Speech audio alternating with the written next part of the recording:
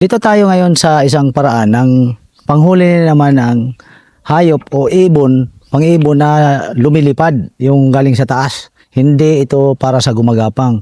So ang trap na to na ginawa ko, ito yung ay may baypay na saging. Ito yung tatawag bird snare with bait. So pang leg trap lang ito, pang paa. So ang ginawa ko, ang preparation ito yung bamboo spring. Ito yung bamboo na bini ako, yung kawayan.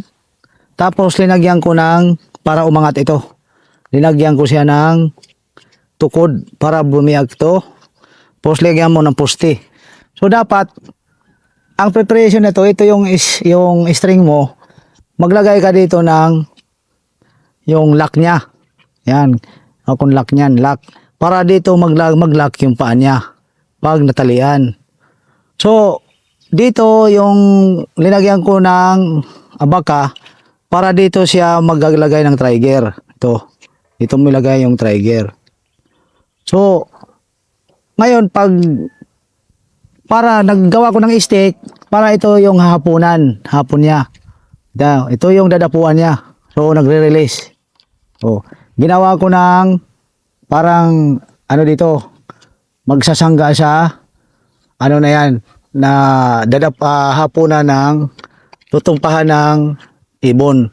So naglagay rin ako ng lock ng tali. Ito. Yan ginawa ko. Naniyangkalan ko. Yan. Para ang tali dito lang. So ito tinutusok dito yung pain. Saging. Kung pang ibon sa taas, saging. Pero yung ibon na may kulay na kingfisher, lagay mo dito insect. Yung kumakain ng lahat ng mga insect na hayop, ito din lagay mo dito yung pain na insect. So ganito yon ang pag-preparation nito. So ilagay mo yan, i-release mo, magganyan kalagay ka ng trigger. So ito yung trigger, ilagay mo dito. So ngayon, pagkalagay ng trigger, ito naman yung magsasangga.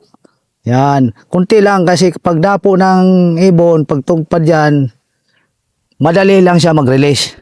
So ito naman, yung tali, dito yung kailangan gumawa ka ng tali, yung lumuluwag. Lumuluwag siya, hindi yung humihigpit na habang gumagalaw. Yan.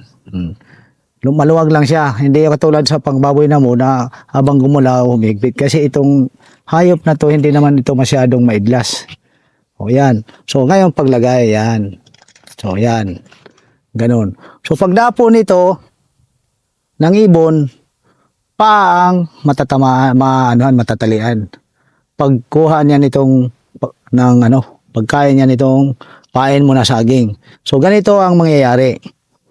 Paano mag-release? Pag apak, ito yung paa. So ang paa niya maglalak pa diyan sa tali na yan. So hanggang dito lang siya. Hindi na siya makakapunta doon masisansan. Maglalak na siya dito. Ito yung paa niya mangyayari. Yan. Okay. So yun ang tinatawag. Ang yung tinatawag na Tingin. bird snare. Ito yung paraan ko ng panghuli ng ibon na kumakain ng mga bungang kahoy na prutas o mga saging. Ito yung tawag na bird snare with bait.